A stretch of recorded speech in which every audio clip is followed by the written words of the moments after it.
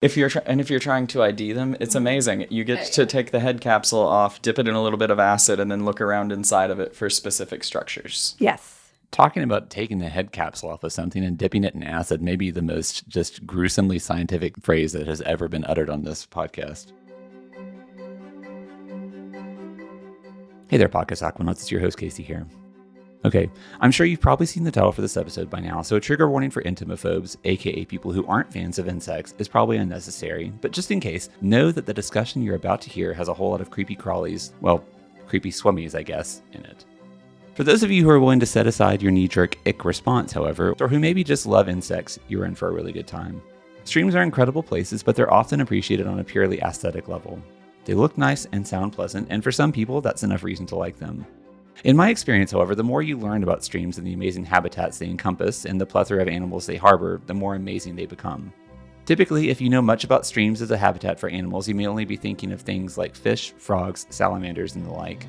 What you probably aren't thinking about are insects, but one of the most amazing layers to the stream onion, so to speak, is the diversity of insects and other invertebrates that live in them, including some whose life cycle is predominantly spent under the surface, even if you know them much better for the form they take during their brief time on land or in the air. Anyway, I don't want to spoil too much of the forthcoming discussion, so let's get our leaf packs ready, grab some seine nets, and get things moving, shall we? On with the podcast.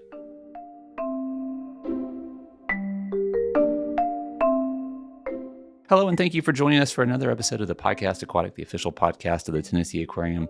I am always excited to get in the studio. I always love every topic that we talk about since I am the one who comes up with most of them. But this one, for whatever reason, is one that I am just especially excited to talk about. And before I get too into the topic, which is aquatic macroinvertebrates, let me work around the table and introduce our guest for the show today. We've got Rose Segbers on the other side of the table from me. You are our senior entomologist and a frequent guest of the Podcast Aquatic. Thanks for coming back. Good to be here. And next to you and a newcomer to the show who I'm very, very excited to have on. I've wanted you on basically since we started because you're involved in so many cool projects. Helaina Gomez.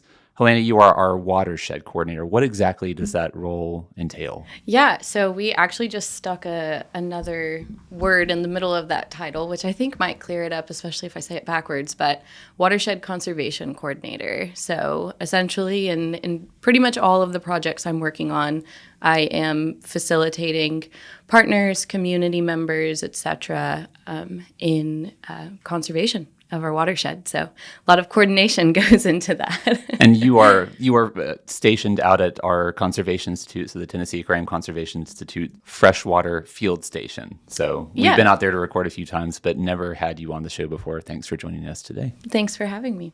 And next to you and also me is Cody Beavers. Cody, you are a aquarist too, is that right? That is correct. All right, and you, your area of specialization, you were on here, I think, previously to talk about rays. Is that the only time you've been on before? Yes, that is the only time I've been on. My area of specialization is probably more jellyfish. Like, that's kind of my jellyfish culturing, and I like small, tedious, nitpicky things to play with.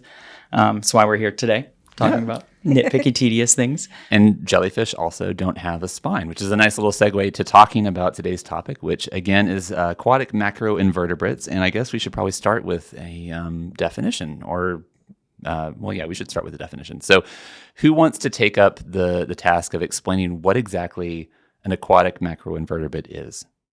I feel like I answer this question a lot. So I like to describe it a macro invertebrate. So macro meaning you can see it with your naked eye. Invertebrate, it doesn't have a backbone. And then tack on aquatic to it, spending all or at least some of its life in the water. So is it fair? I'm probably likely to refer to them as such, but can I call them water bugs? For the purposes of this podcast, yeah, if we're focusing on the water bugs, absolutely. But it does include several other things, as Cody alluded to. I mean, jellyfish land in there. Oh, I didn't even think about that. So do scientists consider jellyfish to be aquatic macroinvertebrates? Not in the context that we're here to talk about it today. In conservation settings, we're typically going to be talking about like freshwater stream insects that live most of their life in the stream and then at some point leave the water to continue their life cycle. Okay. So Helaina, the reason I brought you on and the reason you said that you talk about them so much is because they are an important part of stream ecology, right? Yes, absolutely. They are a wonderful indicator of water quality, and I'd argue that their presence or absence in a stream could be, tied to all of the, if not many of the physical and chemical characteristics that make up a healthy aquatic ecosystem.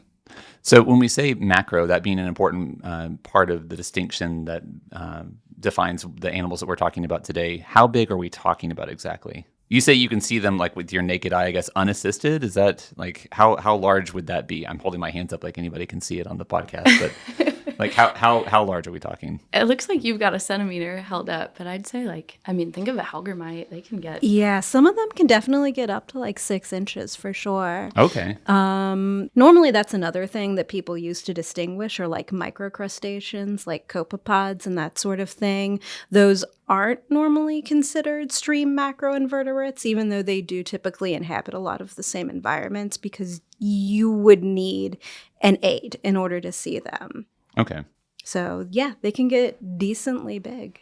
So the reason that I brought the three of you on, Helaina, obviously because you do a lot of work in streams and like you said, you are around these animals quite a bit. Rose and Cody, can you talk a little bit about your experience working with aquatic macroinvertebrates and why I would have reached out to you directly? I mean, Rose, I know that you and I talked about this and kind of geeked out about the idea of aquatic macroinvertebrates during a previous recording session. So I know we're both interested in it, but what have you done in terms of working with these animals?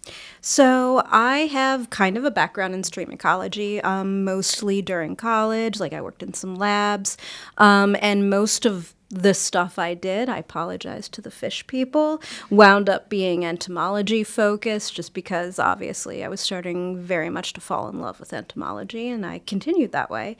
So I wouldn't say it's extensive experience, but it's certainly foundational for me. Okay. And then Cody, I think you said that you've actually done some actual studies that are focused on these animals. So talk a little bit about your background with them.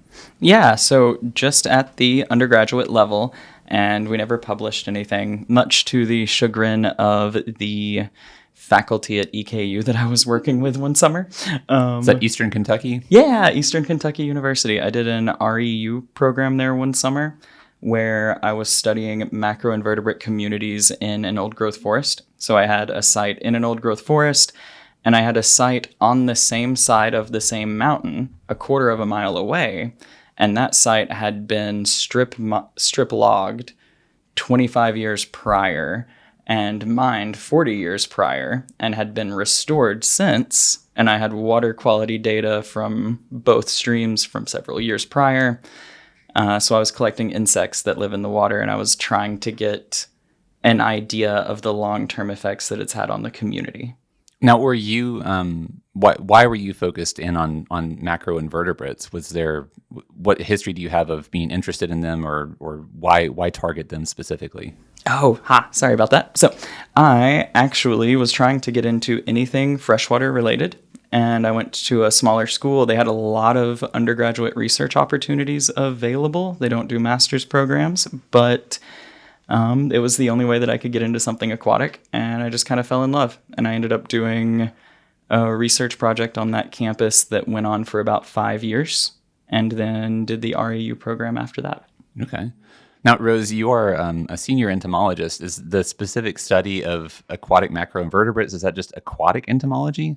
So yes, it is considered aquatic entomology, but it also has a lot of stream ecology involved in it as well because of the diversity of aquatic macroinvertebrates. You can tell a lot about the quality of the stream based on just the invertebrate communities that live in them. You can tell things about pollution, you can tell things about plant communities, you can tell things about fish communities. It's actually really interesting, and I would love the two of you guys to share a little bit more. Yeah, I would like to know, like, how do they reflect the health of a stream ecosystem? Why would you know anything about the health of a waterway just by looking at the insects that live there? Or I keep saying insects. You have already clarified that it's not just insects, but why would the presence or lack of macroinvertebrates make a difference in reflecting stream health? Yeah, so I mentioned with the study at Eastern Kentucky University that I was comparing 2 different sites. And at those sites, I had water quality data that was run several years prior. Somebody went out and took out samples. So I knew there were really, really small differences, like a 0.0000 something more selenium in the stream that had been restored versus the one that hadn't. And it's great to know that and to be able to look at that, but that's kind of like a snapshot. So you're getting a moment in time of what the chemical composition is versus the lifespan of an animal and what it is able to survive there. Because if I'm finding these insects in one stream on this mountainside and this stream is almost identical and right next to it, I should be able to find them there. And if they're not there, something has compounded over the lifetime of those animals to prevent them from surviving. Helaina, do you have anything to add to that? Yeah, I'll piggyback on what Cody said as far as looking at animal or macroinvertebrate assemblage in a stream. As an indicator of water quality, a lot of these species spend the majority of their life in the water, some of them up to 3 years fully aquatic. So that's a longer scale of time as opposed to that snapshot right there, where if it's sustaining the life of these fully aquatic, majority aquatic critters, then, you have a better understanding of the health of that stream. Or, some macroinvertebrates inhabit ponds and lakes and stuff as well. But for the most part, we're working in streams. It sounds like the majority of us did this in stream ecology.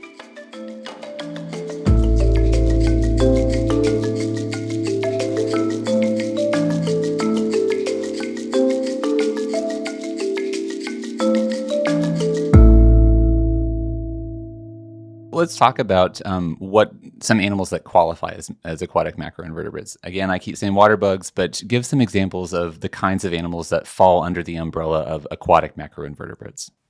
There are quite a few. I'm just going to give you a quick list of everyone I can remember, and anybody else can fill in.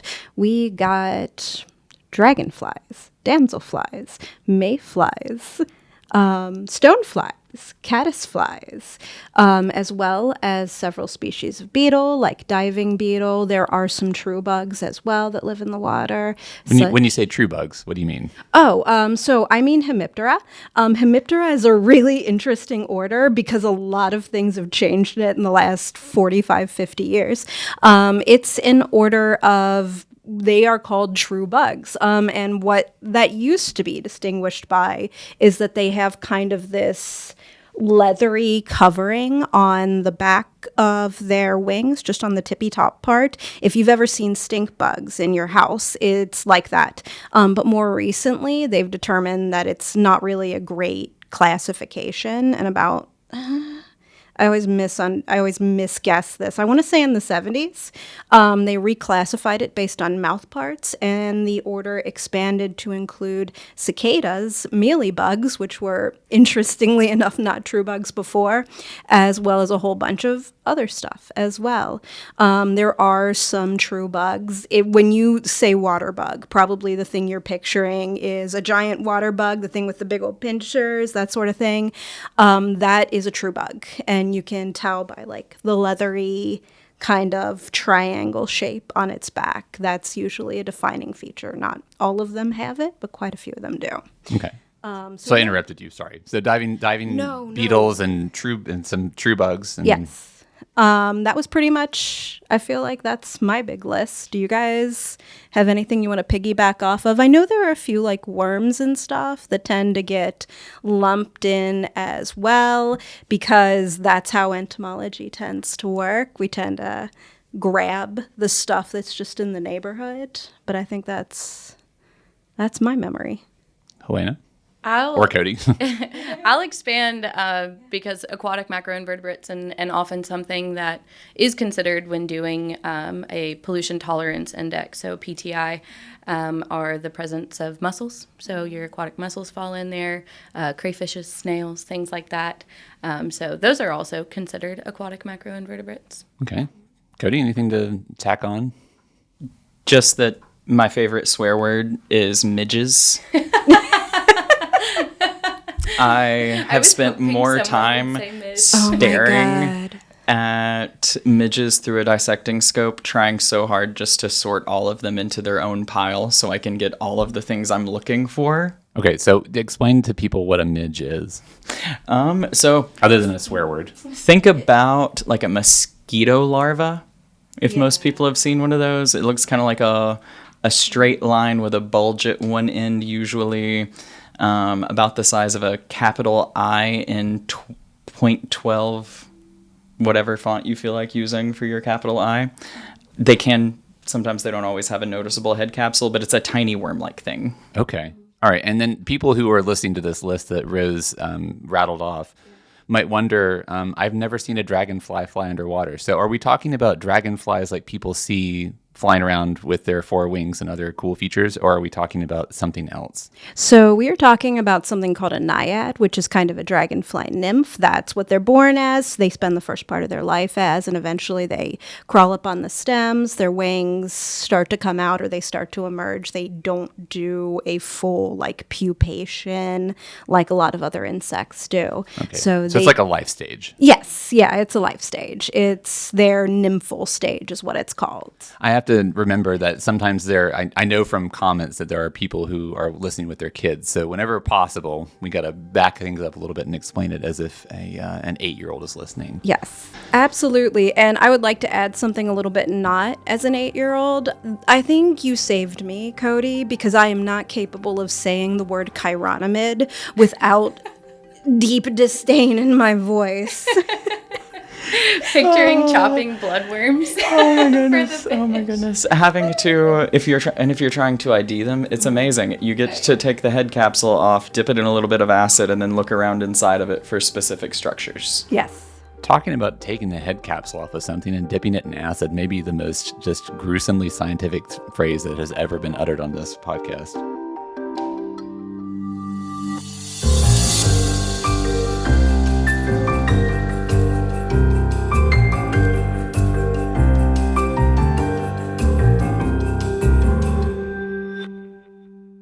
So when we're talking about macroinvertebrates in a stream, what role do they play in food webs? Are they mostly predators? Are they prey? Like where do they fit in, or how do they fit in?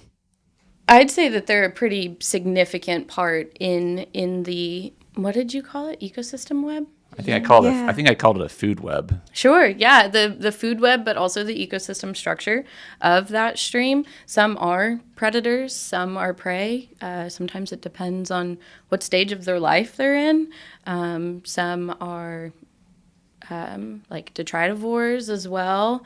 So yeah, they play a pretty critical role in maintaining the both physical and chemical aspects of a stream habitat. Anything to add in terms of, so if they occupy so many different niches, roles in the food web, does that make them especially important ecologically? I mean, more than something that was maybe just a purely predatory or a purely prey item, I guess? Does that make the aquatic macroinvertebrates especially important ecologically? So within their own group, you have all of those categories. And then they are essentially the base of the food web within the stream. And they also make up a large percentage of the food web for things that hunt in or around the stream. So like bats, birds, tetragonathid spiders, the spiders that live on the shore that have really long looking mouth parts. Yeah. They're usually very pretty if you stop and look at them. But macroinvertebrates tend to be a primary food source for basically everything starting off in the food web. Yes. So we talked about some things that you happen to not like about aquatic macroinvertebrates and having to like look at midges over and over and over again. But what do you like most about these animals? I mean, to me, when I remember the first time I went out with some of the scientists from the Conservation Institute, so Tennessee, and we went out in a stream, and oftentimes what we do with the public, like school groups and visiting tour groups, people like Helaina go out, and they take people into these streams and they run seine nets through, so these very fine meshed nets that then pull up whatever happens to be in the current. And I remember just being kind of astonished, thinking that what we would be pulling up would be fish, and then all these other things just showed up in the net. And I remember thinking that they just look like aliens. So my personal fascination with them stems from the fact that I just didn't know that they were there. And they have all these different forms, and now I'm finding out that they have these different functions, these different ecological roles. What do each of you find fascinating about macroinvertebrates that you think more people should key into to appreciate them as well? I have kind of a couple of answers. I know this might surprise everybody in this room, but I'm kind of a taxonomy and morphology nut. So I know, right? Those are like the two things that I was going to mention as well, like the stages of their life and then the diversity. For sure. And I think, like I already mentioned, and I think other people have echoed probably more eloquently than I did, one of the more interesting things about them is because there is so much species diversity, different streams can have completely different populations and different communities, and you do wind up being able to tell a lot about the stream. And also because their environment is so unique, freshwater streams normally, like they are in lakes and rivers as well, but they're most known for like smaller freshwater creeks with a lot of activity in them. They wind up developing kind of a lot of really interesting adaptations in order to live there. Interesting adaptations to cling to rocks. There's a species of beetle that actually becomes kind of flat. It's called a water penny beetle, so that the streams don't really knock them off and carry them off in the currents. That's cool. There's also, as everybody knows, I really love dragonflies and damselflies, and they have a really neat way of catching prey. They have really cool mouth parts as well. The nymphal stage does? Or? Yeah, their jaw can kind of shoot out like a big spoon and grab whatever they want to eat. What? Oh, I'm surprised you haven't been around me long enough to find out that you haven't seen a video of this. I love showing people videos. You'll have to show me after we're done recording. For the first time. But yeah, that's my big interest, is the morphological adaptations and the diversity of species. Well, Helaina, feel free to echo if you want, or if you have anything to add on the root of your own interest in them. Go ahead and tell us. Yeah, so I 100% agree with Rose. The diversity is amazing. It really is. I mean, within a single order, there can be up to 16,000 different species, and they both talked on or spoke to what frustrates them about this, and that's because it takes extensive skill and training to be able to take one of these bugs and identify it down to even like genus level. Like, you don't even have to get all the way down to species. You really are staring through a microscope for hours on end just to be able to sort them. So that's amazing, and I'm also extremely fascinated by these adaptations that they have to survive in the water, how long they can survive in the water in this nymph stage or larval stage in some aspects, just to survive like maybe 24 hours as adults. I think that's amazing that they go through all of these things and they have all of these unique adaptations to make it to their adult stage, which is ephemeral, which alludes to one of the it's an order, right? Ephemeroptera. Yeah. One of the orders of these macroinvertebrates, especially one that is used to indicate like good water quality, Ephemeroptera. So those are our mayflies, and that name comes from their ephemeral adult stage. I'm probably talking way too much now, but it's okay. So ephemera, if that word is not one that you are familiar with, it just means like temporary, fleeting. Yes. Does not long lasting. Not long lasting whatsoever. And then also, I mean, you mentioned it, and pulling them up in seine nets when we're out there and being surprised by the amount of diversity. Hauling a seine net through a creek can be, pretty rigorous, intensive. Good workout. Yeah, it definitely gets your workout going. But you don't necessarily have to pull a seine through. You can use like handheld D-net frames, little bitty kick seines, and it's an easy way to pull up these critters. You don't necessarily have to go into these deeper pools. The various microhabitats within a stream to find a specific fish. You can pretty easily, like the water penny, pick up a rock and look underneath and see if you find it. So that's an easier way to kind of start to introduce citizen scientists or the broader public into here's the different things you can find in a stream, because it's difficult to care about something that you haven't seen before. And in the Southeast, yes, we lead the nation in aquatic biodiversity, but that's just it. It's an underwater rainforest. So to be able to expose someone to that and the role that they play in ecosystem health, you can show this water penny, you can show this mayfly and say, okay, its presence means this. These fish that rely on this food source are, their food source is present, or the riparian buffer zone, the trees that surround a stream it's still intact, which means there's enough shade for the macros and the fish to survive, or dissolved oxygen is high because the temperature is low, because there's that shade. There's so many different directions you can go when you show somebody a macroinvertebrate, and it's accessible. That's so cool. And you mentioned a point I want to make before we ask Cody what he loves about them. The nymphal stage of these insects, it's interesting that you say that they spend the vast majority of their time in that stage. And then, like you said, the ephemeral nature of the adult form, that's the form many times that we are most familiar with, right? So most people, when they think of a dragonfly, they think only of that adult stage. That's that's what they were exposed to. And they don't understand that for the most part, the vast majority of that animal's life is spent literally out of sight. And that is another thing I think is interesting about them, and that appeals to me, is that this is like the underwater rainforest part that you just mentioned. A lot of that is just hidden from view because not a lot of people have the benefit of having the time or the equipment to literally stick their face in a stream or to take a seine net like we often do into the woods to go pick up rocks and that sort of thing.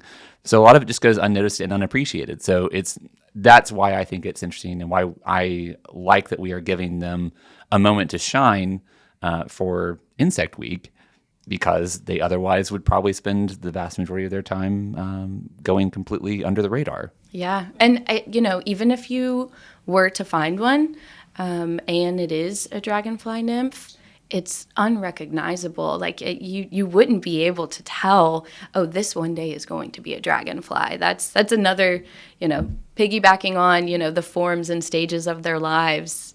Like extreme ugly duckling syndrome. Yeah, honestly. Yeah.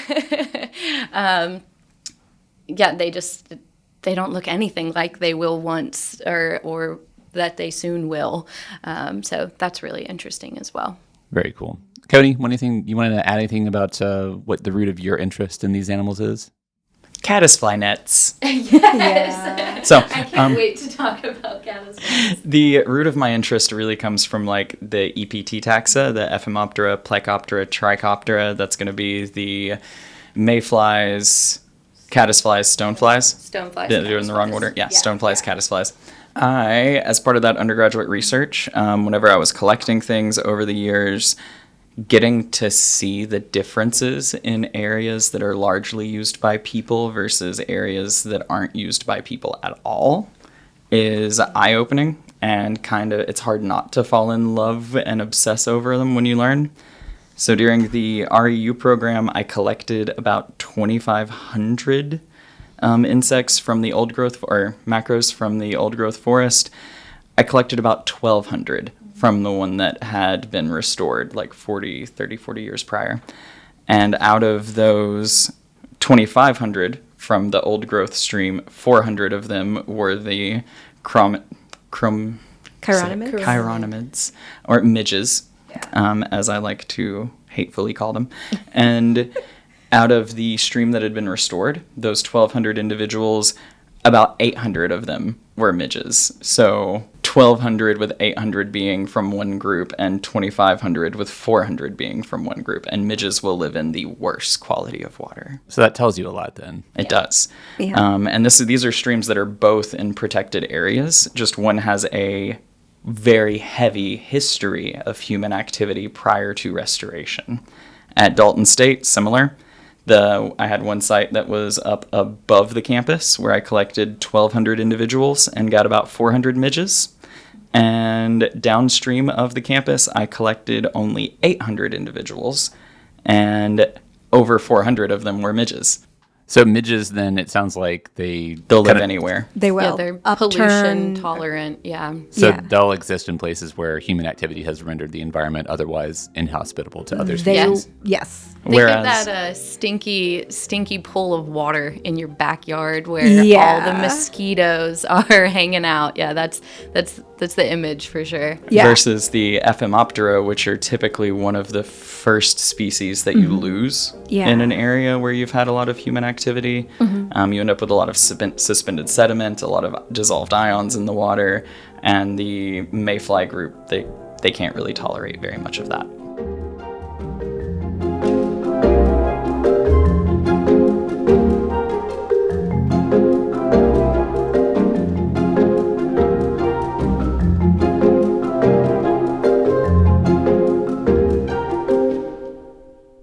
One aquatic macroinvertebrate that I think is, if I had to point to like a poster child for them, at least in terms of my experience, the first one that I heard about, I talked about the first one I saw, or when I first saw them, but the first time I heard about macroinvertebrates, aquatic macroinvertebrates, was people talking about hellgrammites. And we've already talked about, or I brought that word up a couple of times in the course of this discussion, but I'd like one of you to explain exactly what this animal is and what it looks like and why that would be something that I would be not only told about, but warned about. I mean, it's in the name. So they're damselfly larvae, and they are also one of the few macroinvertebrates that has kind of the unique distinction of looking pretty terrifying as adults, too. I feel like that's underselling it, Rose. They don't, like pretty scary. They are terrifying to look at. Have you seen Pan's Labyrinth? Yes. That's like the fairies in Pan's Labyrinth remind me of a damselfly adult. Huge, kind of intimidating. There was a time where I was sitting at, a friend of mine has a beer garden right there on the Etowah River, and the damselflies had hatched out recently. And I mean, we're all pretty much nature nerds, but flew in and like landed on her, and then there was a cycle between the five of us of get it off of me, and then it lands on the next person. And I think of Pan's Labyrinth, I was like, wow, we've been touched by the fairies, but honestly it was a pretty stressful moment. Where I feel like the hellgrammite is a little closer to like the Demigorgon from Stranger Things. They're just they're just straight up terrifying. So explain. I interrupted you, Rose. No, you're Paint, right. Paint a word picture for people.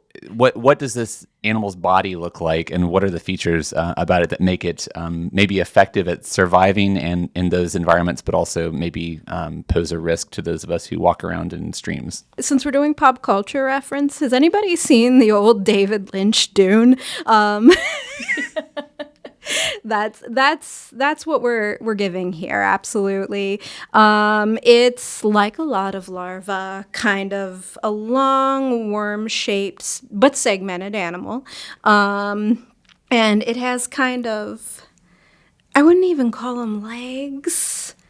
Just like little extensions just on little- the side, all up and little down, flippers. like a centipede, maybe. I wish that I could show everyone the movements that all of you are doing to illustrate the points that Rose is making. We're doing jazz hands It's on not the a- side of our body. It's not a video podcast yet, but this is making me think. You should be able to post like little Instagram posts of I it, should. though. Yeah. I should. Think Go of ahead. like a cilia, I think you're though. gonna need images for this one. I'll try and find a picture of one to include in this. Maybe that will be the episode art. Is I'll find a picture of a hellgrammite. Yeah. I think That's people what it's are going to be. It's going to be that. All right. Anyway, so look at the episode art, and that'll be what a hellgrammite is. But continue with your word picture. Oh no, that's pretty much all I got. It's very much giving underwater centipede, just in the worst possible way, really. Like a lot of animals, like their bark is worse than their bite. Like they look more fearsome than they are. I feel like a hellgrammite absolutely lives up to its appearance. Yeah. The like pinchers on the top of its head. That's the top of its head, yeah. Yeah, it'll give you a good pinch for Yeah, sure. yeah. Like it won't do a ton of damage. It's not venomous or anything. It's just not a fun time for sure. So what would you liken the bite or the pinch of a hellgrammite to? Like what does it feel like? maybe like an ant or a really light bee sting. Yeah, it's not that bad. Okay. It'll just spook you. It's more that the idea of it biting you kind of gets to you before the actual bite does. And honestly, they're not going to bite you. I like to temper fear a little bit because I don't want people to have scary interactions with wildlife. They will not bother you unless you're bothering them. Those scary, flippy arm parts and the mouth parts are for getting things that swim through the water, and the flippy arm parts are for clinging to the side of rocks and navigating around sediment. So it all serves a purpose. They're not just there to terrify us, but they look a lot scarier than I think the act of being bitten actually is. I was warned about them from the first time I stuck a foot in one of the streams in which we were working to watch out for hellgrammites. So I have yet to build on your point, and despite doing this for almost a decade and going out many times with our scientists, I have yet to have been bit by a hellgrammite. So maybe I've never been bitten either. Me so. either. And we pull so many out of our seine nets. We'll for size reference, we have found some before that are as long as your palm, if not a little bit longer. And of course, it's a photo opportunity. Like, wow, look at this hellgrammite we found. But still, I mean, pick it up. We'll take a quick photo and put it back. I couldn't tell you how many times I've picked them out of a seine net and not been bitten. Okay. Yeah. And you get the weirdest looks when you do it too. For years, I didn't realize that they would actually grab you. So like I was just picking them up and like showing them to people and putting them back. And then I had a girl like scream when I picked one up one time. I was like, "Oh, that bit, man!" Yeah, it was a fun experience. So Helaina, to circle back to the point I made earlier about my own personal experience being unaware that these animals were in these streams, do you find you are oftentimes the entry point or the gateway for a lot of people who maybe have never done the kinds of things that we do, exposing them to these kinds of to what's beneath the surface? Do you find that people are often like me? Are they unaware that there is such a diversity of aquatic macroinvertebrates in the streams, especially in our area?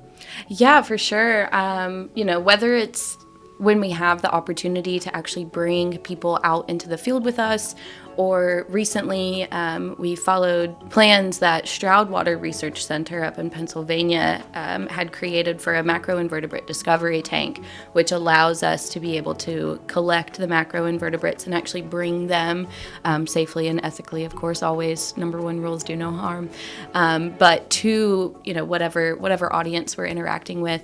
One of my favorite things has been, wow, I've never been so excited to look for bugs before. Like just that sentence right there, like, my face splits with a smile because people get excited. And especially if you tell them, like, one day this is going to be a dragonfly, one day this is going to be a damselfly, they're like, no way, like, you were full of it. And then ideally, hopefully after that, they go look it up, they fact check me, and they're like, oh, cool. She right. wasn't telling us stories.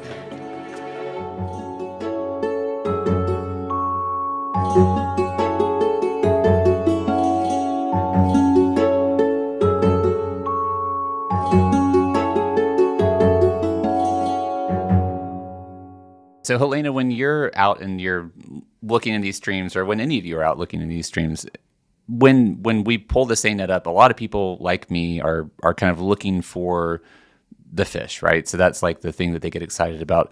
Do you find that there is as much excitement or a different kind of excitement when something like a hellgrammite or another aquatic macroinvertebrate is just crawling around in the seine net when the water drains out? So oftentimes when we go out in the field, we're out there for a mission. We've got several different spots that we need to hit, a certain amount of, species or number of fish that we need to collect. And so we do get in a headspace of like, okay, 1, 2, 3, 4, 5 fish, keep going. But, we have some hardcore ichthyologists, so folks who strictly study fish at the Conservation Institute. But there are several of us who hold our deep roots in ecology, and we'll get distracted by looking at like, wow, as I mentioned, like taking pictures of these hellgrammites, and they're like, okay, let's keep going now. But when we're out there, one of those hardcore ichthyologists that I was referencing is Bernie. But when we are out there with the community and the whole goal is to show off, like, look what you can find here. I mean, he's all over it. We all are. It's an opportunity to highlight everything we find in the net. I also wanted to mention that, Bernie will go so far as if we find like a whirligig, picking that up and encouraging people to smell it. To smell it, yeah. Because it has like an apple scent. So it definitely depends on what we're out there for. I remain excited about finding different bugs and macroinvertebrates in the seine net, just because it is such a solid indicator of the health of our stream. Awesome. And we should say, since you've mentioned Bernie's name a couple times, that's Bernie Kahaya. He's our aquatic Dr. Bernie Kahaya. He's our aquatic conservation biologist who has been on a couple of different episodes of the show before. So when we say Bernie, that's who we're talking about. Yes, that's Bernie. Blue-haired Bernie. All right. We're going to start to wind this down. But before we do, I wanted to run around the table and see if you have like a specific favorite aquatic macroinvertebrate, whether that's a crawdad or a damselfly larva or whatever it is. Not fair, because in my mind, a crawdad is going to be in a separate group than a macro. It is a macroinvertebrate, but when I think of macros, I think of stream quality, and I just love a crayfish so much. Crayfish. They need their own group. Okay. They have their own like dedicated group of scientists trying to figure out. I was who literally they all texting are. with a guy from the South Carolina Aquarium this morning who is trying to figure out which research project he's going to do based on different species of crayfish that are available to him.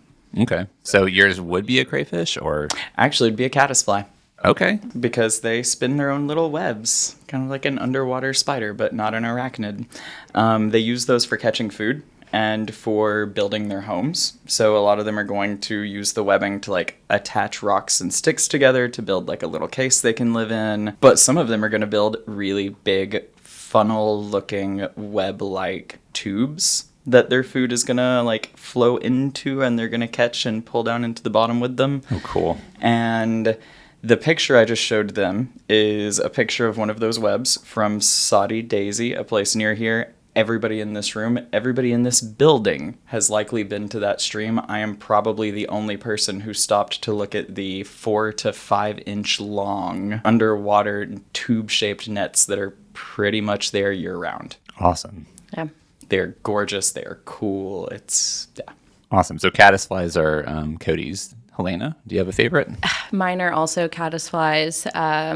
They're, as Cody very eloquently highlighted, they are super neat. Some of them are building those nests, those cases out of sticks. Some of them, it is like kind of more of a silken web. Others do it with stones. And when I really fell in love with caddisflies was not in the stream. It was at a scientific conference a couple years back. And there are some scientists who have learned how to keep caddisflies, right?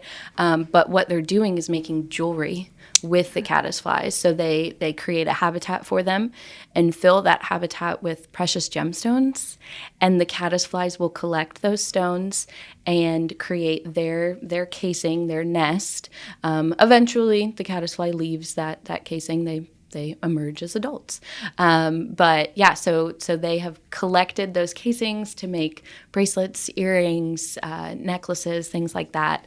So that's when I really fell in love. I was like, wow, a caddisfly can do this with like little Swarovski crystals. Come on. That's so cool. I'd never heard of them before we started this conversation. So I feel like I have to do some homework after the fact. Yeah, we probably should have spent more time on caddisfly. I think we should have, yeah. Okay, Rose, do you have an answer that is either caddisflies as well or something different? So because I can't say caddisfly. You can.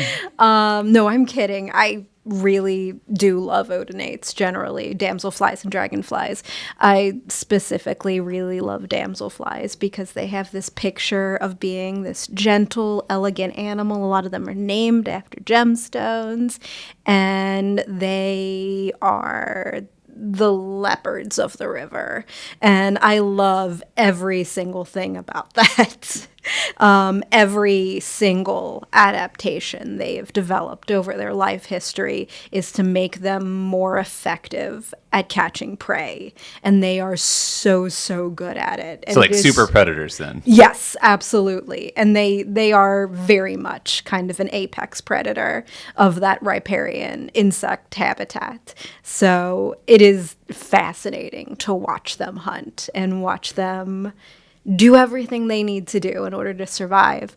I will be showing you a damselfly naiad catching its prey because it is incredible. I love that description of them being the leopards of the stream. That's a really great.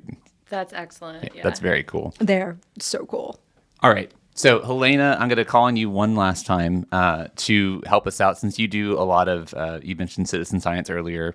I want to talk about how people can learn a little bit more about the aquatic macroinvertebrates that are maybe nearby them.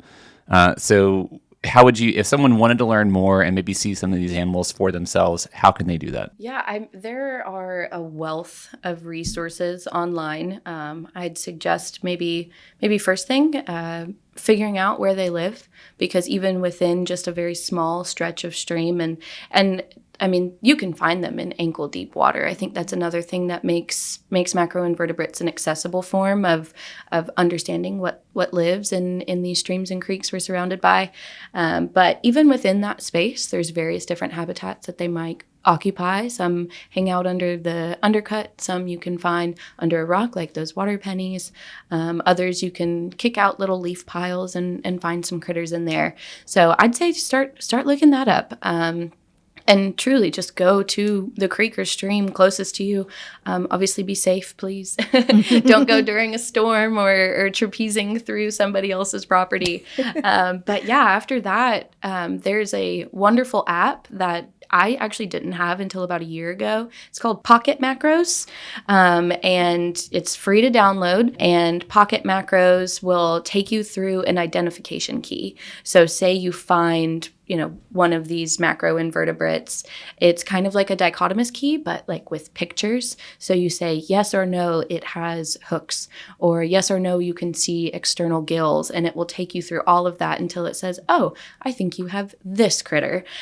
So that's a really great resource. And then finally, Freshwaters Illustrated, they have done the Hidden Rivers documentary. So good. So good. If you haven't seen it, please go watch it. It's a testament to just how cool the Southeast is. But I'm trying to get Jeremy Monroe on the show, actually. Oh, that would be great. So here's a shameless plug for another short film that they just released. You can learn more about the caddisflies in that one, but they do place heavy emphasis on the macroinvertebrates. So give that a watch. I mean, maybe just 30 minutes. And then the other thing, and I feel like macroinvertebrates are very well known amongst anglers. There's this saying, it's called match the hatch. And with that, anglers typically become very in tune to the life cycles of these macroinvertebrates because that's what the fish that they're hunting for are feeding on. So if you are an angler and you don't know about match the hatch, start looking into that, and you will be able to catch that trout or whatever fish it is that you are out there hunting. Yeah, that's a great example of something that I would love to also dig into in the future, that some of the best conservationists are hunters and anglers because they're the ones who are spending the most time in the kinds of environments that they want to see remain pristine and healthy. Yep, purchasing permits, sales from the gear and equipment that they collect in order to do these things, those all contribute to conservation. I mean, you'll hear me scream it to my last breath. Conservation was built on the backs of hunters and anglers.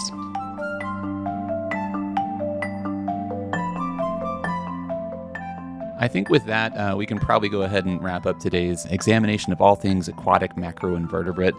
Thanks again to Rose Segbers, our senior entomologist, to Helaina Gomez, who is our watershed conservation coordinator. Did I get that? There's just a new word in the middle there. Yeah, watershed conservation coordinator. And then Cody Beavers, our aquarist, too.